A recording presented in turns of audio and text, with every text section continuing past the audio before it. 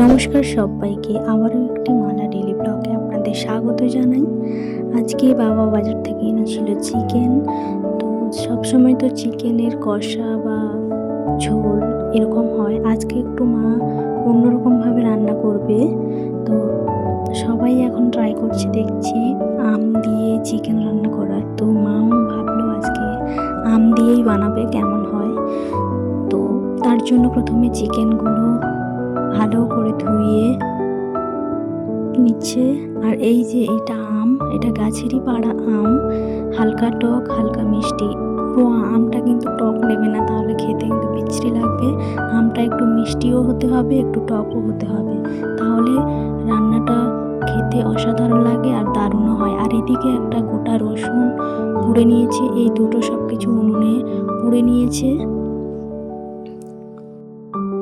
এই যে দেখুন, এই মশলাটা গোটা জিরে, গোটা ধনিয়া, আদা, দুটো কাঁচা লঙ্কা, রসুন পোড়া সেটা ছাড়িয়ে রাখা আছে। আর আমটা, এগুলো সব শিলনোড়ায় মা বেটে নেবে ফার্স্ট। তারপর এইদিকে মাংসটা একটু মাখিয়ে নেবে। আর এইদিকে মা একটু মিস্টেক করেছে, আপনারা একটু এটা করবেন না। আলুটা হচ্ছে আপনারা প্রথমে তেলে ভেজে নেবেন, নয়তো আলুটা একটু পরে দেবেন রান্নার।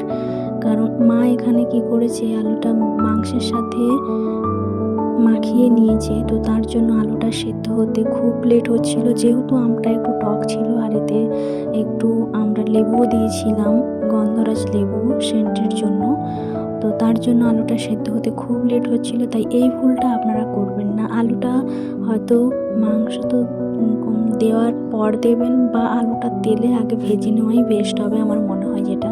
তো এইখানে মা মাংসটা মাখানোর জন্য যেগুলো বেটে রেখেছিল ওইটা দিয়ে দিল পুরোটা। তারপর একটু সর্ষে তেল দিয়ে দিল হলুদের গুঁড়ো, দিয়ে দিল লঙ্কার গুঁড়ো।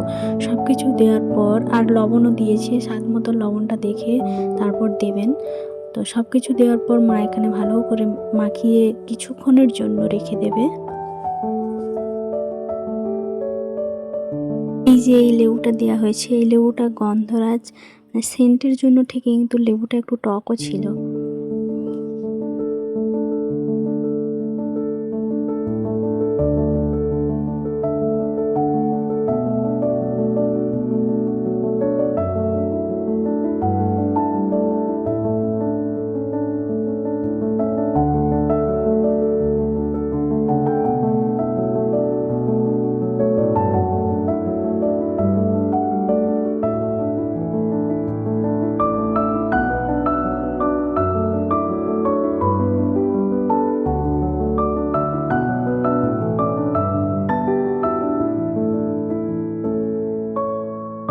ওর মা উনুনে কড়াই বসিয়ে দিয়ে দিল প্রথমে সর্ষের তেল, তারপর দিয়ে দিল চিনিটা একটু লাল লাল হয়ে আসলে দিয়ে দেবে গোটা তেজপাতা, দিয়ে দেবে কিছুটা গোটা জিরে, তারপর কেটে রাখা যে পেঁয়াজ ছিল সেটা দিয়ে দেবে।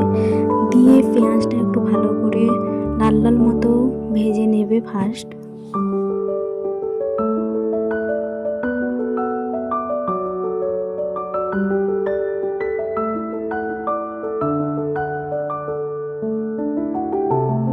এই দেখুন ভাজা হয়েছে, তারপর মাখিয়ে রাখা যে মাংসটা ছিল ওটা দিয়ে দিবে। দেওয়ার পর এটা ভালো করে হালকা আঁচে কষিয়ে নিতে হবে।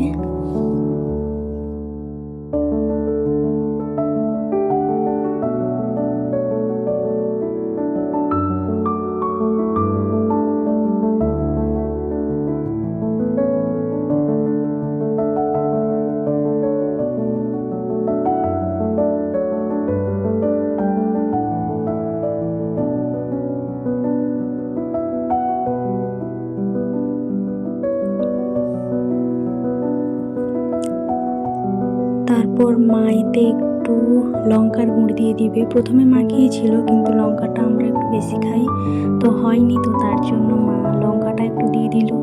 দেওয়ার পর আবারও এটা হালকা আঁচে ভালো করে কষিয়ে নিতে হবে মাংসটা। একটু মা চিনি দিয়ে দিয়েছে এর মধ্যে টেস্টের জন্য। আম দিয়ে কখনো ট্রাই করা হয়নি, এটা ফার্স্ট টাইম ট্রাই করা হলো। সবাই যেহেতু করছে সেই দেখেই মা আজকে বানানো। তো কীরকম হবে না হবে এই ভেবেই বানাচ্ছিল।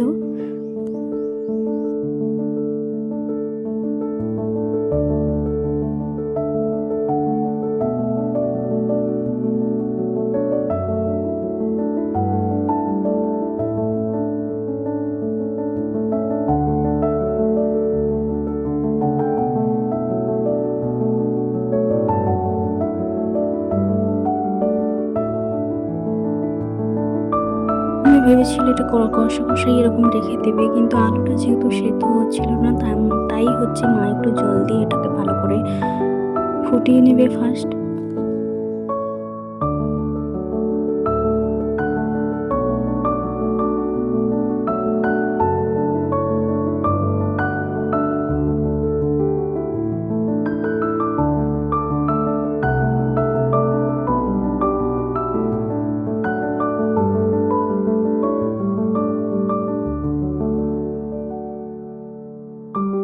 জলটা একটু মাখা মাখা হয়ে আসলেই নামিয়ে নিলেই হয়ে যাবে। তো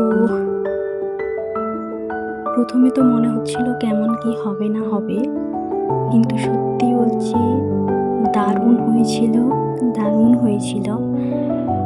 অসাধারণ লেগেছিল।